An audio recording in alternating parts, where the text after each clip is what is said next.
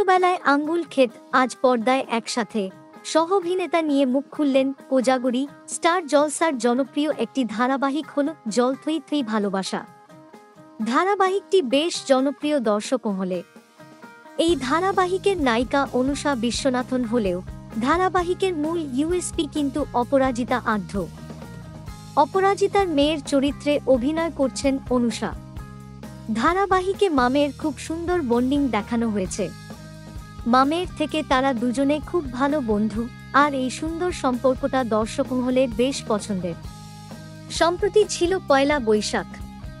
এই দিন আনন্দে মেতে উঠেছিলেন এই ধারাবাহিকের সকল অভিনেতা অভিনেত্রীরা। সকলেই নিজেদের পুরানো স্মৃতিচারণে মেতে উঠেছে। অপরাজিতা আঢ্যর সাথে ছিলেন অনুষা, ইন্দ্রাশিস আর ইপসিতা।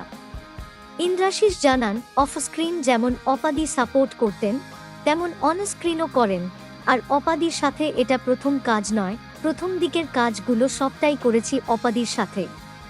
অপরাজিতা জানান, ইন্দ্রাশিসের সাথে তার এটা তৃতীয় কাজ।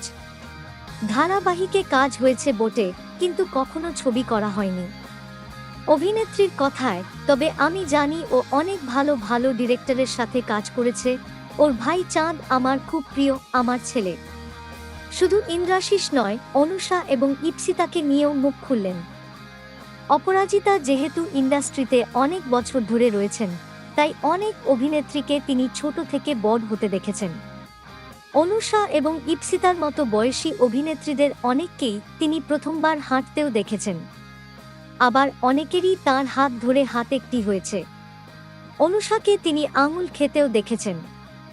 অভিনেত্রীর কথায়, ও যখন ছোট ছিল তখন আঙুল খেত, আর আজ দেখছি ওই আমার বন্ধু, আমার সহ অভিনেত্রী।